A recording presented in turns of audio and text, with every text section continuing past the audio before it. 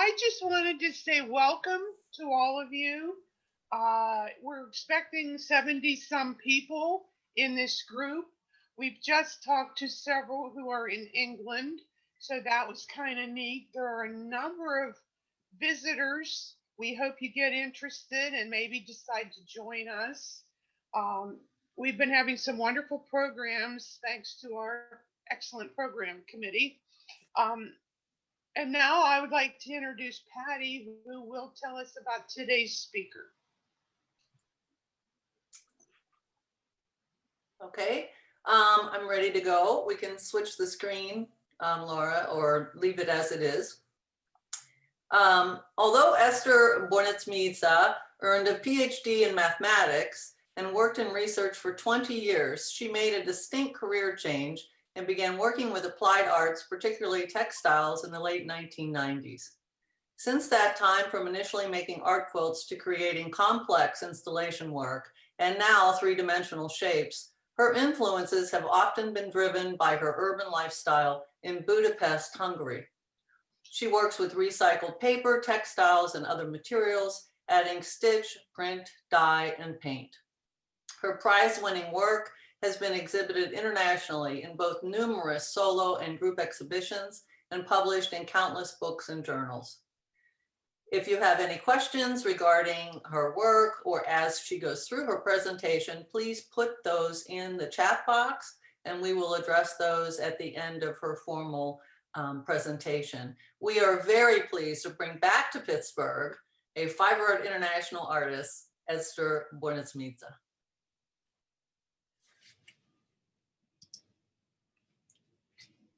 Yes. Good, we can see you. Okay. So I'm Eszter Bornemisza. That's how it is pronounced. I know it is difficult. It's just you have to forget about the Z in my name and then it's perfect. So I live in Budapest, as Patty already told you, and I wanted to show you a cityscape because this is very important for me. I love this city and the Danube that is flowing in the middle of it and gives a beautiful split of the two sides of the city, the hilly residential part and the flatter business parts, let's say it so. And if you see my mouse, I'm living somewhere here behind the castle. So I like to use city maps very often, and especially of my own city, Budapest. So what you have seen on the photo, the Danube, it is flowing here in the middle with a gentle curve and splits the city into the two parts. I started to use maps, which I got fascinated with because of its graphical layout. It was about 2002, from where my first map-related work originates. And originally I made quilts with the theme. And then shortly, I found out my own technique of using newspaper, which I overprint and literally cut out the streets. So it's only the, oops, sorry, get back, yes.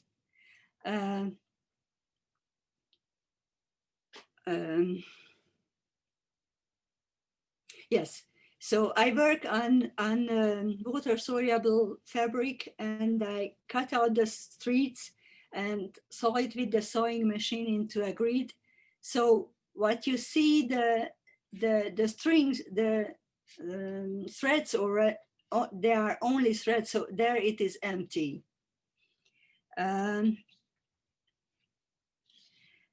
This is an example how I used maps on a quilt.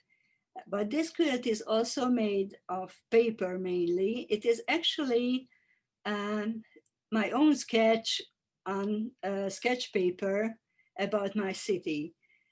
It was an interesting thing that since I've been working with maps for a long time, a young student told me that she's writing her diploma work about subjective mapping.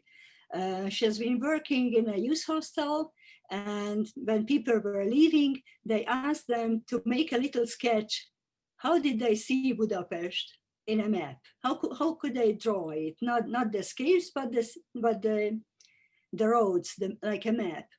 So it came out very, very interesting sketches out of this. Whoever stayed there for 2 or 3 days could draw a map. So I decided to make my own one.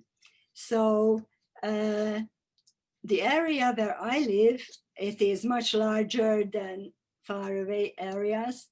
And also there are little notes on it. We are living here. My mom lived here. My daughter here. Sorry. No.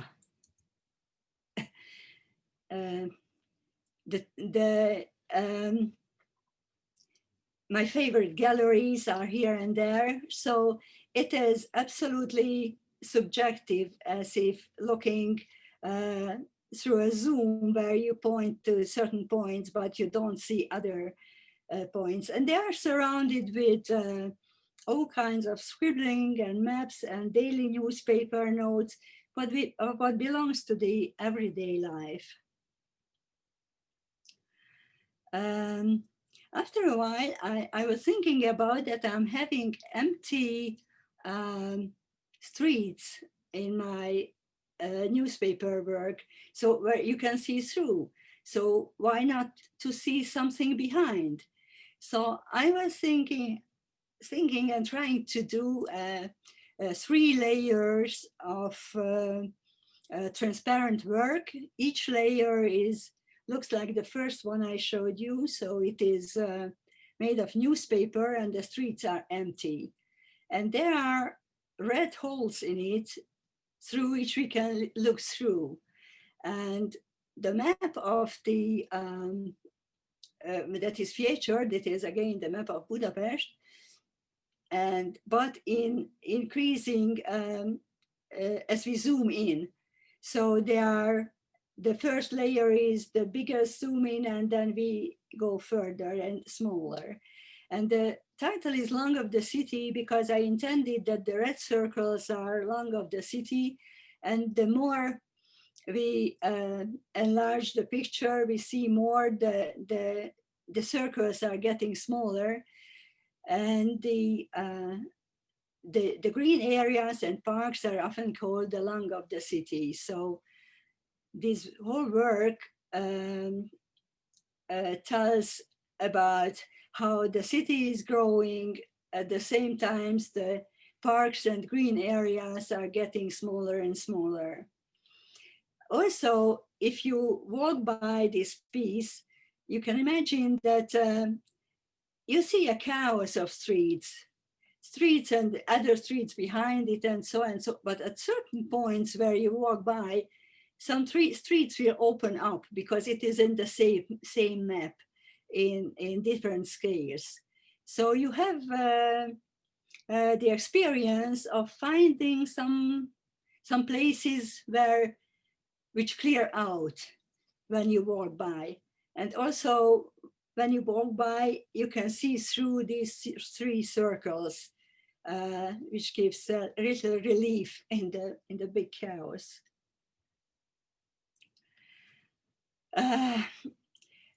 The next step was to experiment with doing big installations. Actually, what started me to do this was an invitation to an art gallery that was earlier a synagogue. And when I got the invitation, and said yes. I didn't know that it is a historical building and no single nail can be put in the walls. So everything should stand on its own feet. So then I had to think over what I will exhibit there. And I came up with the idea of these 15 shirts that are standing actually on their own feet. They are made of painted and printed sketch paper.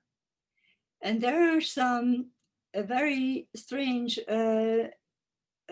abstract city maps or town maps on them. And it makes a jaded, tilted group of people because the shapes they resemble on shirts, so they are empty shirts, but we can see the people behind who are missing from here. And I thought they could be any kind of people returning from a war where they have been humiliated, they have been sent there big notions, but they come home dirty and wounded and humiliated. On the right side, you can always see details of the works.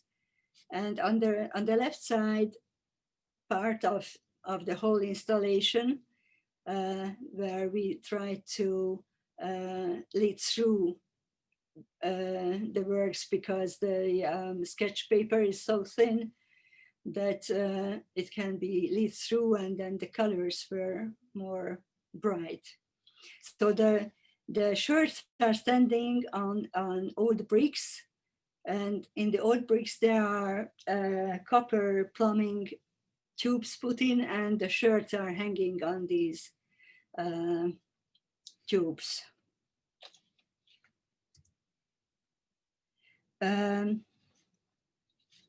Well, with earlier work too, I started to experiment with human shapes or shapes that are resembling on dresses or shirts, and via that they resemble on people. With this, I wanted to emphasize the organic character of the city. So with this shirt, which is called the Wounded Gown, I took fragments of earlier works that I discarded for some reason, but then I collected them and put them together, but so that they were certain cuttings in, or they got torn. So I mended them with the red threads. So, and the idea behind was that we are having so many buildings that are still having scraps on them, like people are having scars on their skin. And there are lots of street names that still resemble on the very eventful history of the city, which means there have been lots of battles and wars going on in the city. And still in my childhood, there were lots of wounded buildings, but what we have now, there are lots of street names and place names that still have the names of the battles and attacks. And I had the thought that recently that there are so many kind of nationalistic talks that are trying to glorify our history, how beautiful it is. And I thought that the clothing that we have can be wounded, the streets can be renamed, but the question is if history can be glorified or changed for our manipulation. Well, the next work is still working with human shapes. I made these two huge overcoats. The man one is 3 meters high. That is, I think, 10 feet tall. I made it for an invitational exhibition, and I thought I will make a giant coat that features the story of the person who could wear it. And obviously it was a great person because the coat is big. And you can see all the places, the maps of the places where he went through, the poems and letters that he was reading. And there are also some kind of targets on it. And when I made it, I realized that this is actually the story of my father-in-law, who survived actually the persecution of the Second World War, but lived really like living targets for the German soldiers. And it is really funny because while making it, I didn't have the intent before, but while making it, I realized that it is his coat. And he was really a great person, and he became a great doctor and became the doctor of the poor and people who have very little support, and he gave. And then after I made this big coat, I thought, okay, then I have to make his wife's one. And she, during the end of the Second World War, where there was a big battle between the Germans and the Soviets in Budapest, she was escaping from the Germans while having a little baby in her arms, and she was hiding all over in Budapest. And this is on her overcoat, we can see the map of Budapest and all those places where she hid and from where she had to escape. So they are both survivors of the Second World War persecutions. And now again, a little play, but in a different way with shirts. My intention was to make 3 night shirts connected with an umbilical cord to show how the cities developed. So the shirt, which is nearest to the wall, that features prehistoric settlement. The middle one is the medieval town, and the first one closest to us is a planned modern city. And they are connected with this umbilical cord that is dropped down to the floor. And it features actually story of how the city develops.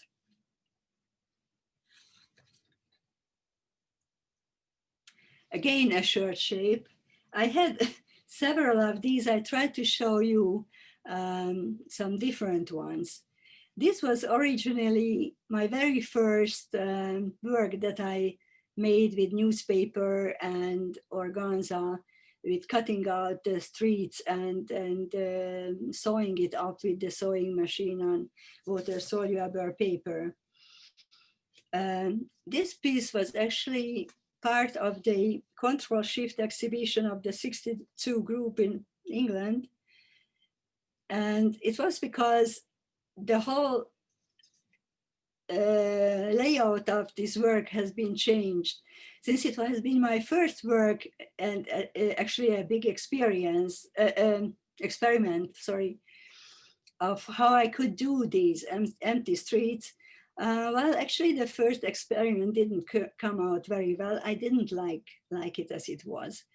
But later I decided that I could cut it up a little bit and reshape and make shirts out of them behind each other. And with this, I could express how the clothes are on our skin, but cities are like our outer skins. They enwrap us with warmth, but it can be also raw and very smudgy.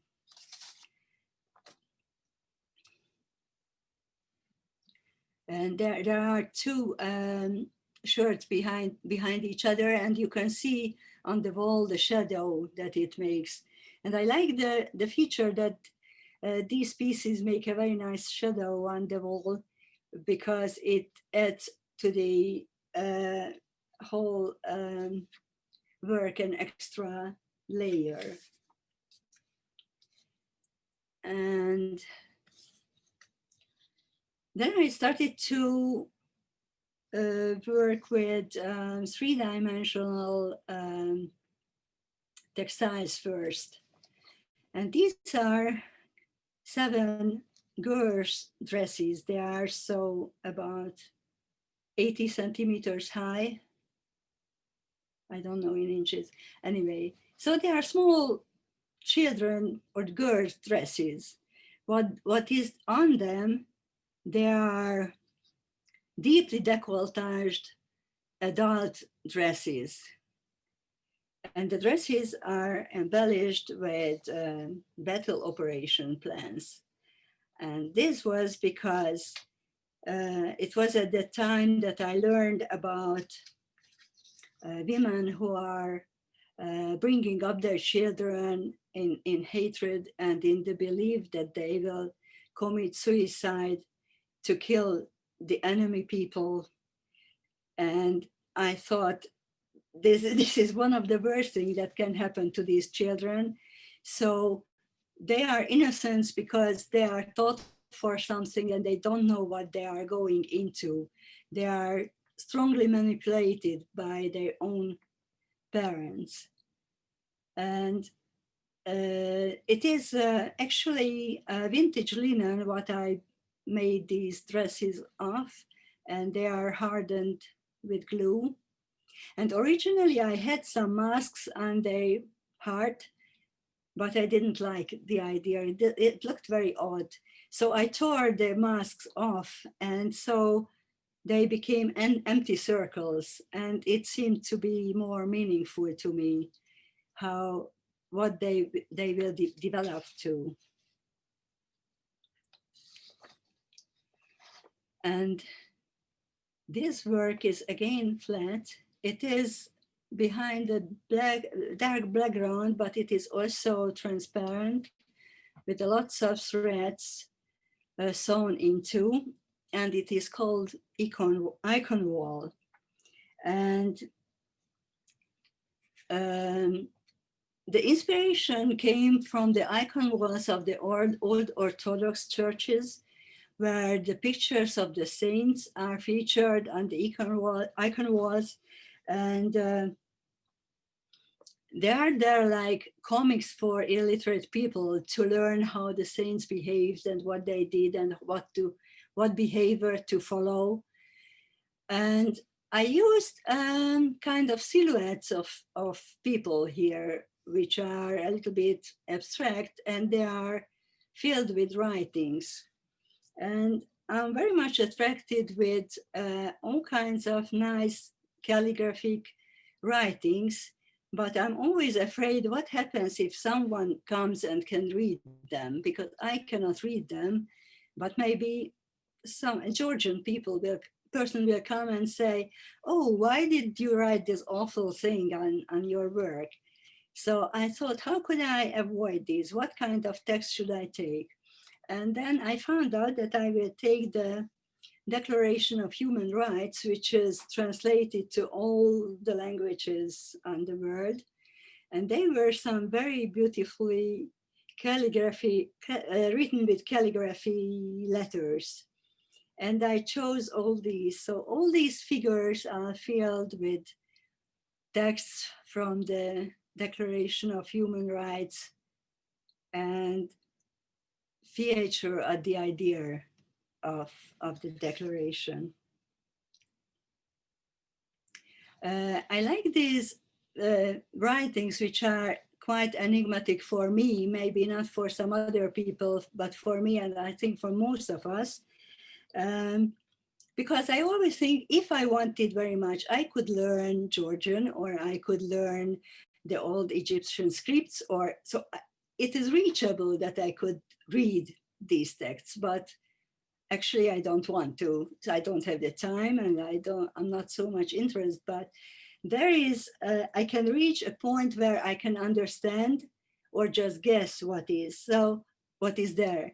So with these scripts that we can't really understand, I try to grasp the experience of balancing on the edge of conjecture and comprehension.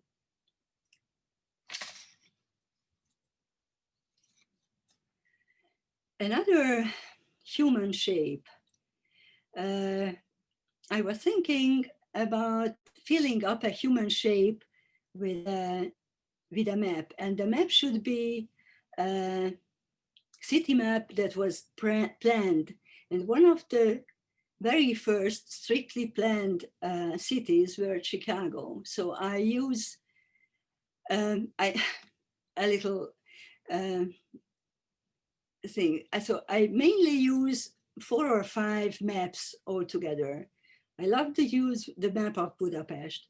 I love to use one certain medieval town's map in Budapest because it's a beautiful round city, and that shows the very typical medieval way of building, and also kind of showing how the society was living there in a circle, very close to each other and relying on each other.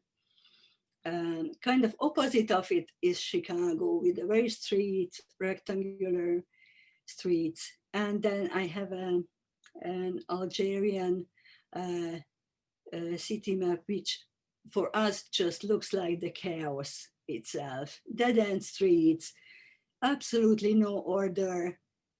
So these city maps, these few, express what I want to express with these maps. And on this work, I used the Chicago map, but it is a little bit biased, as is the figure here, who is a lonesome person in a big mantle with a stick. And I made a very haphazardly drawn grid around him, which could be a city map, but again, quite a chaotic grid. So it could be a city, or it could be just dripping paint as it is actually. And I wanted to express the loneliness of a person in the big city who is surrounded by people, but still being very lonesome. Well, here I thought I will start with a new chapter in this talk and talk about how I was experimenting with new materials. As many other fiber artists, I have been collecting all kinds of discarded things that I thought I could use once. And these were actually X-ray films that were discarded, that I found in a box of my doctor when I visited her. And I liked them very much, and I asked her if I can take them. And she said, yes, these are all garbage, so you can take them. And I started to look at them, and they were all breasts. And I said, oh, couldn't I have some lungs, please? And she said, okay, I can send you to the pulmonologist and you will get some lungs.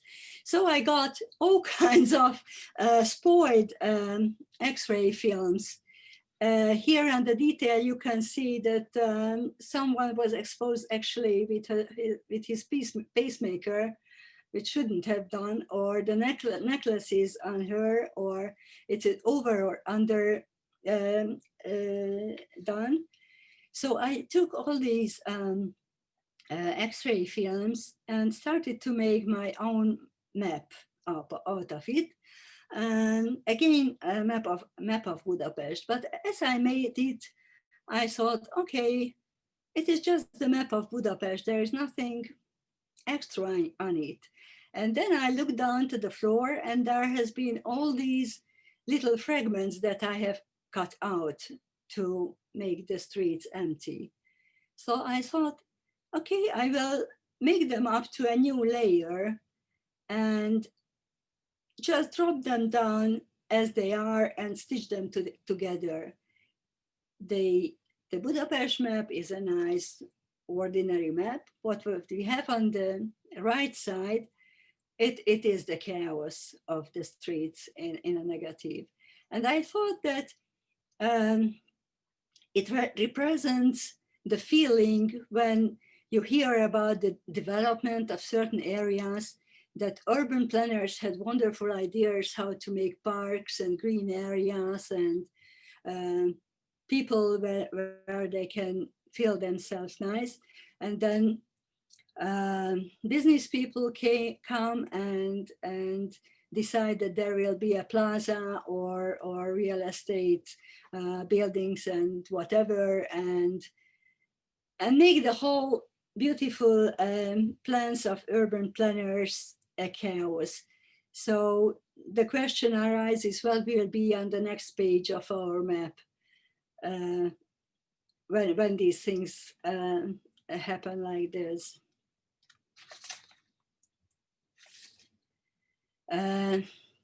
Working with new materials. At a certain point, I had the idea that I will try to get computer keyboard buttons to use them on my work. So I asked people if they have discarded computer keyboards, they should just give it to me. Okay, so I got 15. And when I started to take them apart, I found that in the inside, there are wonderful integrated circuit films inside, 3 layers. They are put together. And I found it very nice because it resembles very much on how the layout of the transportation maps are drawn. So I have a canvas painted with the original map of Budapest, and then there is a layer of these computer films, and at the top of it there is a little bit messy but real, almost real public transportation layout.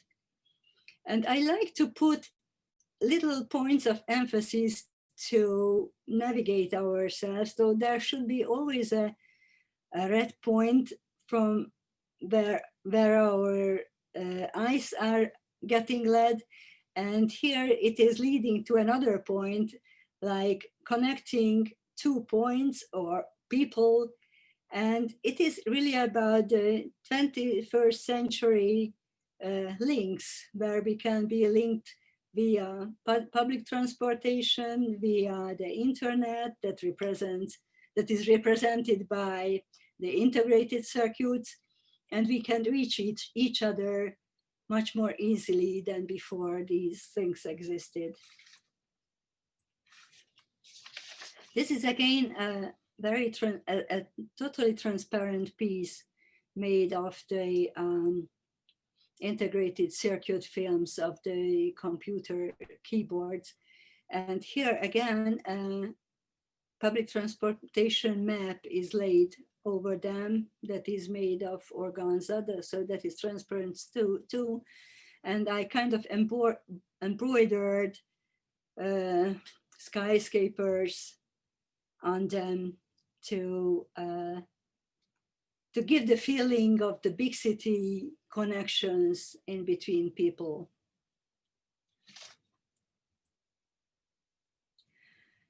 And here are the computer keyboard buttons, what the whole thing was originally found out for. And here I experimented with casting paper pulp on canvas with some help of glue. And I embedded these computer keyboard buttons into the paper pulp. But since I took apart these keyboards, I had lots of wires too. So I thought it would be a nice idea to represent the highways and streets and big streets with these very nice, colorful wires. So the title became Technopolis because all the technical background I needed for this. And here again, these are my very first experiments with casting paper. So I have been working with newspaper, drawing on sketch paper, and I thought it would be time to find out if I could cast paper. So I searched on the internet and made my own frame and did the things as they were written how to do that. So I casted about 20 sheets, and then I thought that was a little bit boring. So, and what shall I do with this? So I started to experiment on adding nets and shears and sometimes my earlier sketches onto them while keeping the very nice texture of the raw paper pulp material that is not pressed. I just laid them out on the table and let them dry. So this is a little bit off the regular rules of casting paper, but I wanted to do something different, and it happened to be something different.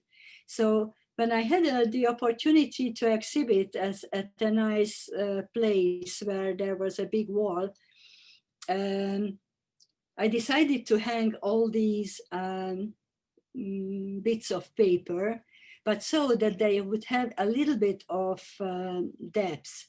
So each of the sheets of paper were turned to a very flat box, as you see on the detailed part of it. And I put some pebbles on the bottom to hang them straight and keep them on their place.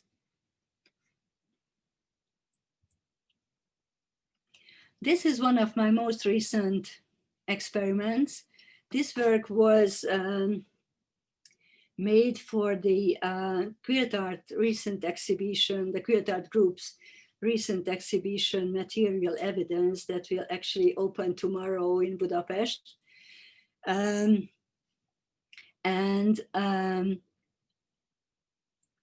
idea of the exhibition came through thinking of one of the founder members of the Queer Art Group, Mary Fogg, who liked very much to experiment with new things and also liked to use recycled textiles. So I've been thinking a lot how I could renew my work, because I've done quite a lot of this newspaper, and so I wanted to challenge myself with refreshing my work, to do something new. And I was searching for something that looks earth-like, like the soil, the dirt. And we had a renovation of our house, and there were lots of discarded plastics they covered things with, so they were there. And I tried to paint on them, but as you will know, the plastic will drop off the paint. So I had thousands of failed experiments, after which I found how the paint will stay on the plastic. And after I painted it, I shrinkened them with heat. So it gives a very nice dimensional feel while it is totally matte, because I used matte paint. And I used my earlier city maps just in very little, just in the gaps, so very much in the background. And this was not so much theme driven than experiment driven, or finding the right material. So I didn't really know what the title should be, but since I listened to Bartók, my favorite piece actually, Béla Bartók's Allegro Barbaro, And the colors and the dirty, the feeling of dirt and the dark colors were very much in resonance with the music. If you have the chance, actually, it's worth listening to. It's a wonderful piece, just 12 minutes, but very, very, very moving. So I gave the title Allegro Barbaro, which has also actually a very nice story, because Béla Bartók started a very new way of writing music, and at a certain point, French critics said that this music is barbarian. And he said, okay, now I will write you something really barbarian. And he did. That was Allegro Barbaro. So this is it. And now, again, a little bit of a new chapter here. A few years ago, I realized that I started working with textiles and trying to do fiber art for 20 years. And this is a time when you look back, what have I done? And I got the idea that I will somehow portray myself. So in these two pieces, I took my own silhouette that can be seen here on the right panel. It is in black, and on the left panel it is in white, and it is laying. So it is horizontal on the left, and it is vertical on the right. And on the right piece, I always overprint the newspaper, either with other city maps or distorted maps or writings. But at this time, I overprinted it with black and white photos of my earlier works, fragments of them. And they are a little bit dyed into this little bit dirty off-white aging paper color. And it got the title Inner Mapping. And somehow it shows that in a little bit of an ironic way that my head is just full with maps and nothing else.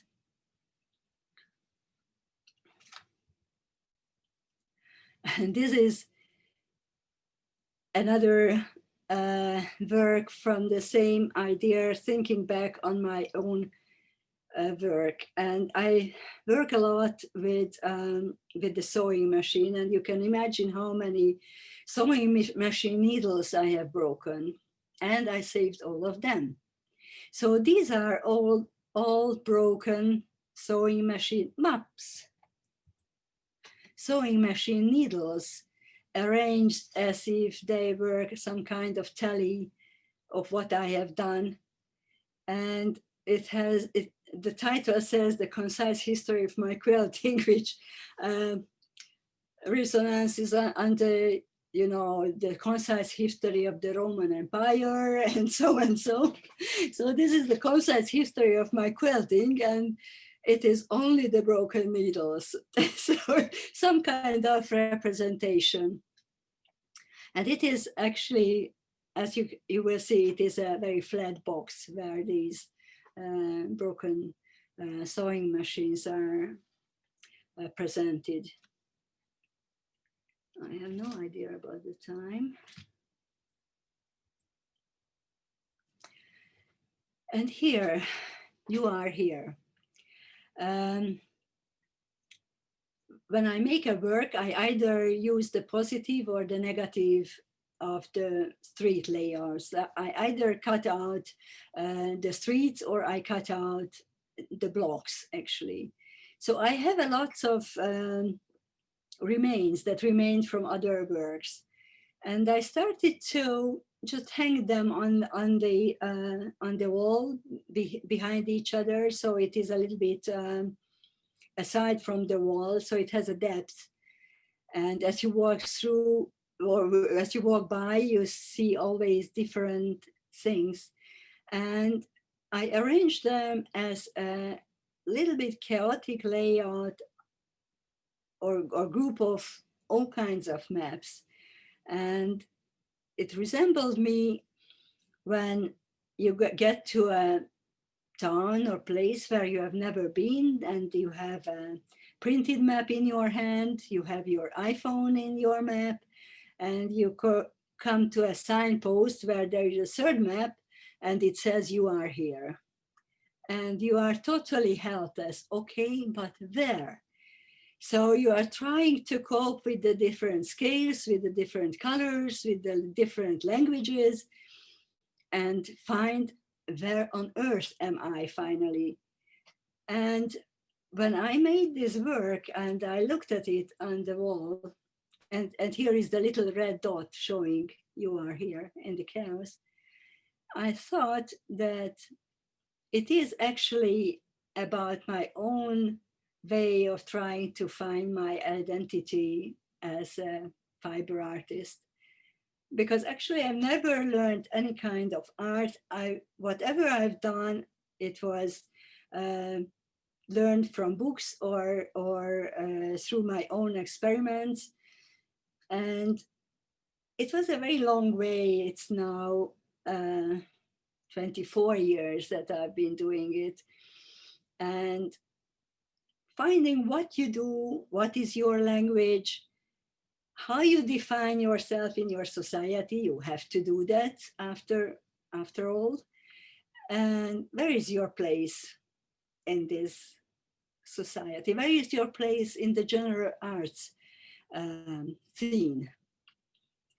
So I discovered that it is about my own searching for identity in this way.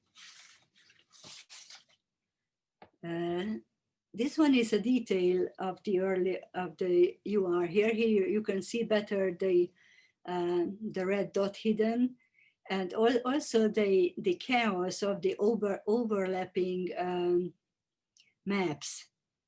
That each of them is a normal map. Each of them could be read, but this way overlapping and seeing through, and one is positive and one is negative, it gives a feeling of searching for security in the midst of insecurity.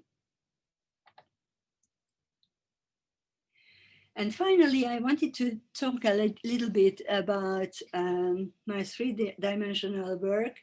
And this is one of the most recent trends in my work, although I actually started it a few years ago. So when I started to cast paper and read lots of books and articles on the internet how to do that, I started to learn how to make your own paper. Before I only made, I recycled newspaper and I made my paper pulp from recycled paper. But I read that you can make paper pulp out of plants. And once on a holiday, we were near to a lake, and the lake had lots of Russian sedge on the sides. So I harvested a few big sacks of it and started to cook them and make paper pulp out of them. The book said that you should chop off the long leaves to 2-3 inch pieces. But I thought that I wanted to have long fibers. So I didn't chop it up at all. So what came off, it was a big jungle of fibers. I wasn't almost unable to take it apart, but finally it worked. And it came in beautiful colors because the procedure is a very long and dirty and bad smelling process of cooking the plants. But what comes out is a wonderful, soft material that has all kinds of shades of white. from the yellowish to the brownish to the grayish.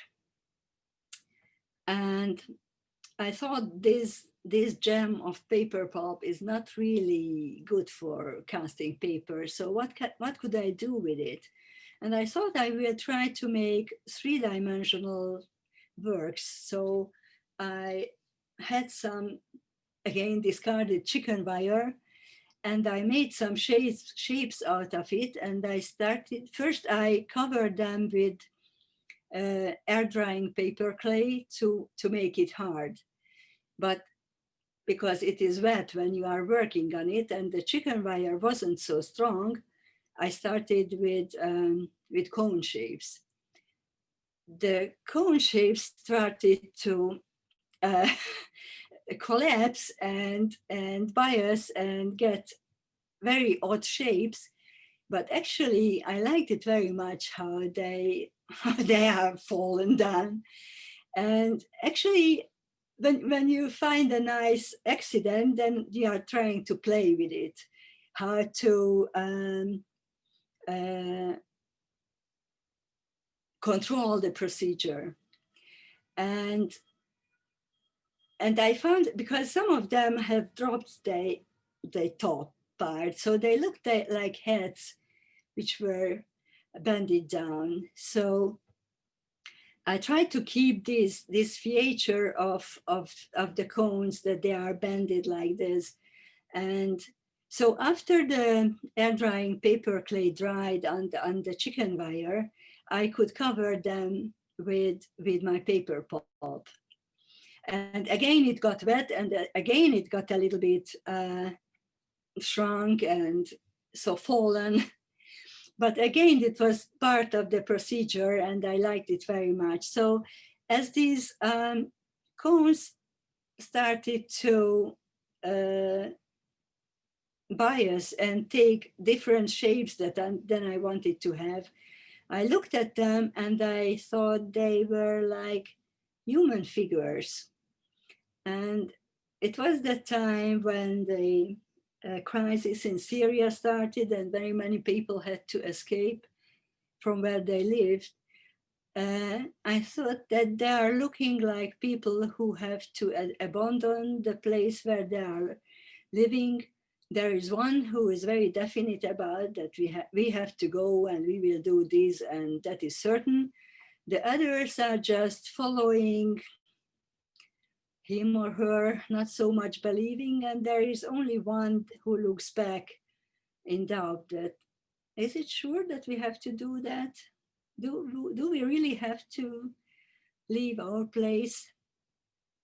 So the title became Quo Vadis, which means where you go. And so this was the first of this kind of work that I made. And this spring, when we had the COVID started and we were in lockdown, and I was supposed to go to teach to Australia for 6 weeks. And of course I couldn't go. So suddenly I had lots of time. And I still had lots of boxes of saved Russian sage pulp, which I didn't use. So I thought, this lots of time that I have got is like a present, so I can use it as I want it. So I thought I can try to make again these paper pulp three-dimensional works. And so I started, and as I was working on them, there always came the new and new news of what is happening, how we have to cope with the problem, how our governments are coping the problem, what we have to do, what we can do, what we cannot do. And of course, sometimes you got in doubt whether it is really so. Listening to this channel, it said one thing, the other channel said the totally opposite of that thing. So what to listen to and whom whom to believe. So with the piece that you can see on the left, I was just again started to play with geometrical forms like a cone and a globe and whatever, and started to put them together like a Lego toy. And I found this, it is like a head that has a head, it has a tongue, and it has some kind of arm you can move it with. So, and I thought it looks like those government ventriloquists who will tell only the news what the governments want to tell us. And so the title became Dummy. The figure is actually quite abstract, and what I thought and how I gave the title, it can be said it is occasional, but at that time we were so much, you know, at home. I'm working at home in my studio, so just the whole day at home, listening to those annoying news and thinking always about what is really true and what is not, and kind of resonating on these things. And the other piece that, and this one has again chicken wire armature, and I left also some empty places to see the structure of the chicken wire. And the piece on the right, it is the armature is here cardboard, and just before this pandemic came, we had an election of the mayor of our city, Budapest, and finally one person from the opposition became the mayor. So he's in opposition with the government, and whatever he tried to do, it was somehow attacked by certain bills that the government suddenly set up. And it was like you have a ship and you have a sail that is totally lazy, so the wind can go through. So how can you navigate with this kind of sailing boat? And again, the body of the boat is decorated with two kinds of paper pulps, the white one and the off-white one, that features a city, and the lazy sail is again a lazy city layout. Actually, I have done 12 of these three-dimensional pieces, and they are not very big. So the boat can be about 1 meter high, and dummies, so 60 centimeters. And I made 12 of these works. And what I have written here, I set up a little online book about this. So you can search, you can also search issue Eszter Bornemisza, and it will come up. Just take care that it is with 2 S and 2 U. And you can see all, all 12 of them. And finally, I wanted to refer to my book that was released in 17, and it is all about my recent work since 2010. And there are also some comments and an essay, and there are lots of colorful images about my work. So with this, I would like to thank you for your attention. Well, Eszter, I can tell you, I'm sure that all of us had admired your work, certainly for many. Sorry, Patty, 1 second. Eszter, can you stop sharing this your Oh, yes. screen so we can see Yes, Yeah. yes. you? There you go. But I can tell you, listening to the in-depth descriptions of each piece and the meaning behind it, I'm more in love with your work than ever before. Thank you. We have a few technical questions, if you can stay with us a few more minutes. A couple of them have to do with the fragility of the newspapers and the maps that you use. If you're stitching these onto a water-soluble foundation, how do they withstand then that process of being put in water and then disappearing? And are they extremely fragile? Are they vintage or new or both? Can you unmute me, or I should? We can hear you. Oh, okay. Thank you. Well, I coat the paper before I start working with it with a very diluted binder or glue. Mhm. So that so this way it is possible to wash them out. Okay. But since I'm not the one who will cook from cookbooks and measure exactly how many grams of this and that, I usually do it by feeling. So some of them are more fragile and some of them are a little bit more stiff. But anyway, with this you can wash them out, of course, very, very carefully. So I usually do it in the bathtub. Okay. Not to, yes. Must be very tedious, I can imagine. Now, with the text and the imagery that you use, are you using silk screens or your handwriting? How is some of that applied? Yes, both. When I print on textiles, they are usually screen printed. But on the paper, I just put them, I put the newspaper first into the copier and copy black and white images on it. And then I seal, and then I put some color into the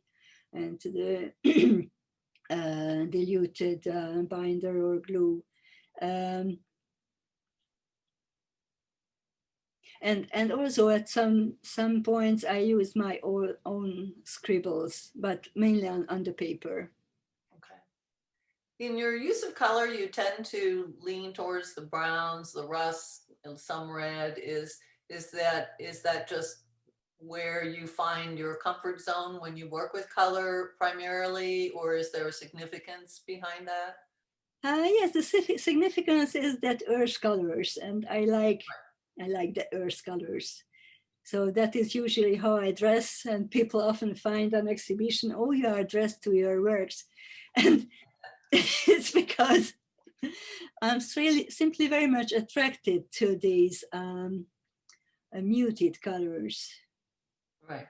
Now, we had some questions about size, and I know from seeing some of the pieces that were in Fiber Art International that the dress forms are, at least in our sizing, are over 6 feet to 8 feet. They fill an entire wall. What size are the cones, for example, in Cubadis, the droopy cones, how tall are those?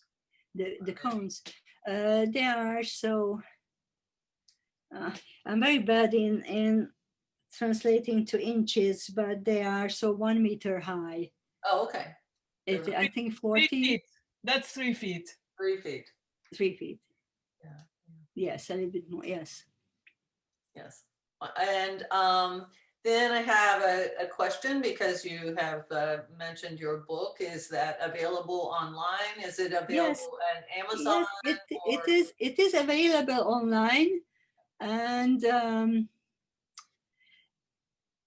actually, nowadays the shipping became very expensive. So if there would be a few people who would like to have it, and whoever is willing to organize this thing, if I could send them in bulk, it would be much cheaper for the sending than if I send them one by one. It's not available, for example, on Amazon. No, No. Okay. unfortunately not. It is available from me, so I can ship it from here. Okay. And well, I'm just delighted to have you and to hear all the details about what you've accomplished. And when you ask what you've accomplished, I would say that the audience would agree you've accomplished quite a lot in 24 years of working intensely on your work. It's a significant accomplishment, no doubt. And we're delighted to have you and see you once again. And I want to mention to our audience that in our audience today is Margaret Scott, who will be our speaker next month. And she is also a Fiberart International artist who is from the UK. And we hope you sign up for Maggie's lecture as well, to all of you. And I can't thank you enough for interrupting your evening and coming to Pittsburgh to see us, Eszter. Thank you. And I will turn this back to Laura.